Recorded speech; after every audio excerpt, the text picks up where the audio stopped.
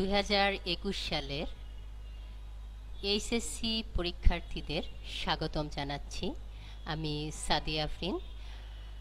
আজকে আমি তোমাদেরকে জীববিজ্ঞান দ্বিতীয় পত্রের উপর ষষ্ঠ সপ্তাহের যে 4 নম্বর অ্যাসাইনমেন্ট দেয়া হয়েছে তারই কিছু দিক নির্দেশনামূলক গাইডলাইন্স দিব। আমি আজকে হচ্ছে জীববিজ্ঞান দ্বিতীয় পত্রে রুই মাছ, টাকি মাছ বা যে কোনো মাছের উপর আমাদের আজকের যে অ্যাসাইনমেন্ট সেটা প্রকাশিত হয়েছে।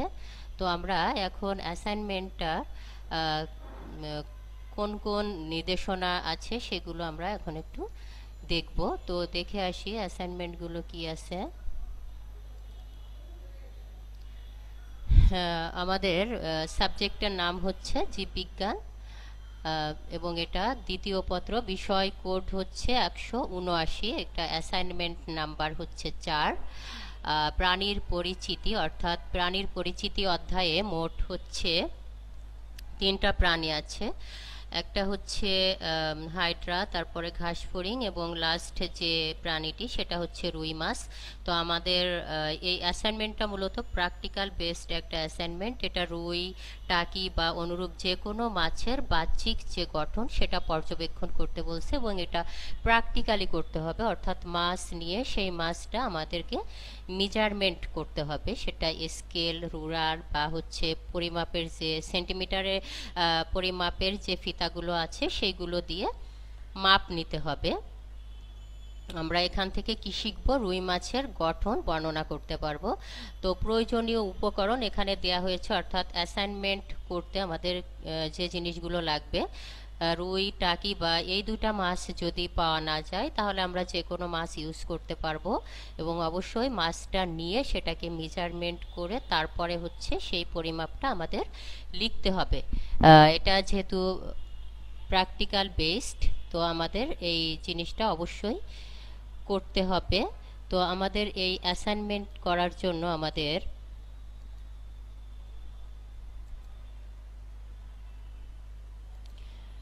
তো অ্যাসাইনমেন্টে আমাদের যে উপকরণগুলো লাগবে সেটা আমরা দেখলাম। এখন হচ্ছে আমরা অ্যাসাইনমেন্টের যে শিখন ফল সেটাও দেখলাম। এবার হচ্ছে নির্দেশক, অর্থাৎ আমরা এই অ্যাসাইনমেন্টে 3টা নির্দেশনা দেয়া আছে, ক, খ এবং গ। এগুলো আমাদের কোনটায় কত মার্কস, কিভাবে মূল্যায়ন করা হবে সেটাই লেখা আছে এখানে মূলত।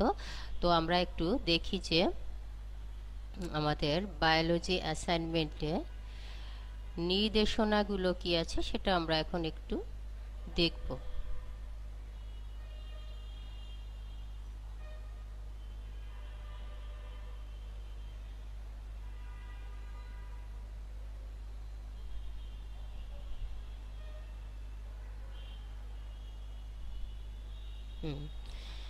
হ্যাঁ, এখানে আমরা দেখলাম যে স্কেল দিয়ে করতে হবে, সুতা যে কোনো জিনিস দিয়েই করা যাবে। তারপরে হচ্ছে এখানে হচ্ছে একটি 4 বা হচ্ছে অনুরূপ কাগজ নিতে হবে, 2টি ছক আঁকতে হবে যে ছকগুলো পরে দেওয়া আছে।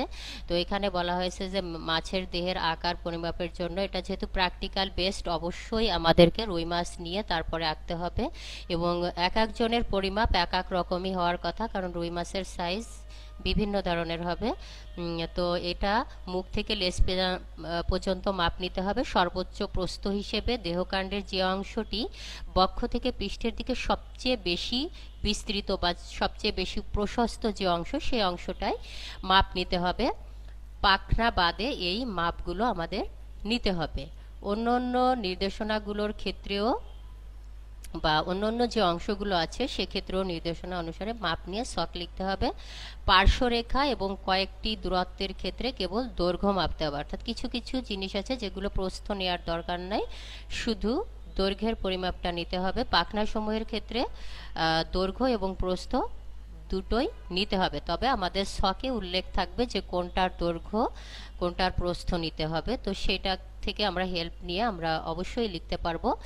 এখানে একটা নমুনা স্কেল অর্থাৎ আইসের চিত্র দেওয়া হয়েছে। এই আইসটার অবশ্যই আমরা রুই মাছ কালেক্ট করে তার পৃষ্ঠদেশ থেকে একটি আইস এবং বক্ষদেশ থেকে একটি আইস, মোট দুটি আইস সংগ্রহ করে সেটাকে শুকিয়ে নিয়ে তারপরে হচ্ছে যে পেজে আমরা হচ্ছে এই ছক 1-এর 1 থেকে 4 এবং 1 থেকে 5 যে কলামটা আমরা করব সেখানে কি করতে হবে, আমাদেরকে স্কেল বা আইসটা রেখে সেটাকে ছাপ দিতে হবে। তারপরে কি করতে হবে, আইস দুটির প্রতিটির উলম্ব এবং অনুভূমিক অক্ষ উপরের চিত্রের মতো আমাদেরকে করতে হবে। এখানে আমরা এবার ছক দেখে আসি। এই যে হচ্ছে ছক, ঠিক এই ছক অনুযায়ী আমি তোমাদেরকে সলভ কপিটা দেখাচ্ছি, সবাই একটু খেয়াল করে দেখো।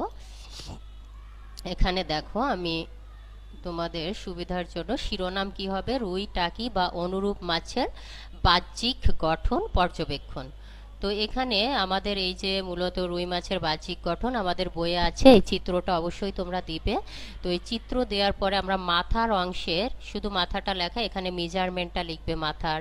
তারপরে হচ্ছে অর্থাৎ যে যে অংশের মেজারমেন্ট চেয়েছে সেই অংশগুলোর মেজারমেন্ট এখানে আমরা লিখব। অর্থাৎ দেহকাণ্ড কোথা থেকে, এই যে মাথার পর থেকে লেজ পর্যন্ত হচ্ছে দেহকাণ্ড, এবং দেহকাণ্ড কত সেন্টিমিটার দৈর্ঘ্য সেটা আমরা এখানে লিখব। তারপরে হচ্ছে নাসা, রন্ধ্র, চোখ, এইগুলোর মেজারমেন্টটা আমরা লিখব। পার্শ্বীয় রেখার ক্ষেত্রে শুধু দৈর্ঘ্যর মেজারমেন্টটা আমরা লিখব, এবং পাখনাগুলোর দৈর্ঘ্য এবং প্রস্থ দুটোই লিখব। তো এখানে আমরা অ্যাসাইনমেন্টের নির্দেশনা অনুযায়ী রুই মাছ নিয়েছি, তোমরা চাইলে টাকি বা অন্য যে কোনো মাছ নিতে পারবে। যেহেতু এখানে বাহ্যিক গঠন দেওয়া হয়েছে সেক্ষেত্রে আমরা একটুখানি নোট করে নিয়েছি আসলে বাহ্যিক গঠন কি কি অংশ নিয়ে গঠিত। এই অংশটুকু আমাদের অ্যাসাইনমেন্টে চাইনি, কিন্তু লেখাটাকে স্ট্যান্ডার্ড করার জন্য আমরা এই অংশটুকু লিখব। তারপরে হচ্ছে ছক, একটাই ছক এসেছে, কারণ বাহ্যিক গঠনে বিভিন্ন অংশ যেহেতু আছে বাহ্যিক গঠনে, সেই অংশসমূহের মেজারমেন্ট এখানে আছে। যেমন 1 থেকে 1 যেটা, সেখানে মাথা আছে, মাথার বিভিন্ন অংশ আমরা দেব, যেমন মাছের দেহ, চোখ, কানকো, এই অংশগুলোর বর্ণনা এখানে থাকবে। তারপরে হচ্ছে মাথা ও পার্শ্বরেখা, এখানে হচ্ছে যে কোনো এক পাশের পার্শ্বরেখা দৈর্ঘ্য এটা। তারপরে হচ্ছে যে কোনো এক পাশের নাসা ছিদ্র হতে চোখের দূরত্ব এটা, আর হচ্ছে নাসা ছিদ্র হতে সেই পাশের মুখের দূরত্ব, এগুলো। এটা আমাদের অ্যাসাইনমেন্টের দ্বিতীয় পেজে দেওয়া আছে, সেই অনুযায়ী আমরা এই সাইডে লিখেছি, এবং তার মেজারমেন্টটা আমাদের নিজেদেরকে হাতে কলমে নিতে হবে। দেন আছে হচ্ছে খ অংশ, খ অংশ থেকে 1 থেকে 3 যে রিকোয়ারমেন্ট চেয়েছে, পাখনার বিভিন্ন ধরনের পাখনা আছে, সেই পাখনা সমূহের দৈর্ঘ্য এবং সর্বোচ্চ প্রস্থ সেটা আমাদের পরিমাপ করে এখানে লিখতে হবে। এবং 1 থেকে 4 এবং হচ্ছে 1 থেকে 5-এ বক্ষদেশ আর বক্ষদেশ থেকে আর পৃষ্ঠদেশ থেকে একটি করে আইস নিতে হবে। তো এটা হচ্ছে পৃষ্ঠদেশীয় আইস আর এটা হচ্ছে বক্ষদেশীয় আইস। তোমরা অবশ্যই এই আইসগুলো বাস্তবে মাছ থেকে দুটি আইস সংগ্রহ করে সেটা ভালো করে শুকিয়ে দেন আইসটা খাতার উপর রেখে চারিদিকে কলম দিয়ে ছাপ দিবে, এবং তারপরে তার মেজারমেন্টটা মেপে এখানে লিখে দিবে। তো এটা আমার জাস্ট তোমাদের দিক নির্দেশনামূলক কিছু গাইডলাইন্স ছিল। তোমরা নিজেদের মতো করে পরিমাপটা নিবে এবং অবশ্যই এই চিত্রটা আঁকবে, কারণ তুমি কি মাছ নিয়েছো সেটা আমাদেরকে দেখাতে হবে, যাতে করে টিচার মূল্যায়নের সময় বুঝতে পারে যে তুমি কোন ধরনের মাছ নিয়েছো। এই যে হচ্ছে আমাদের অ্যাসাইনমেন্টের যে রিকোয়ারমেন্টগুলো চেয়েছে, এখানে হচ্ছে এই যে পৃষ্ঠদেশীয় আইস আর হচ্ছে বক্ষদেশীয় আইস, এই জিনিসগুলো আমরা নিব। আর নাম্বারের ব্যাপ্তি হচ্ছে 10 থেকে 12, অতি উত্তম মানের আমরা সবাই যেন পাই, ঠিক এভাবে করব, আমরা চেষ্টা করব এভাবে করার জন্য। তারপর হচ্ছে আমাদের বাহ্যিক গঠনের যে 2টি করে মোট 9টি ঘর ফিল আপ করতে হবে। এখানে 8টি ঘর আর এখানে মোট হচ্ছে 2টি ঘর ফিল আপ করতে হবে। সেটা অবশ্যই গ্রহণযোগ্যভাবে স্থাপন করতে হবে। মাপটা যদি গ্রহণযোগ্য হয় তাহলে তোমরা অবশ্যই ফুল মার্কস পাবে। তো এখানে এ পর্যন্তই তোমাদের আজকের অ্যাসাইনমেন্টের নির্দেশনামূলক যে গাইডলাইন্স। তো সবাই ভালো থেকো, সুস্থ থেকো, আল্লাহ হাফেজ।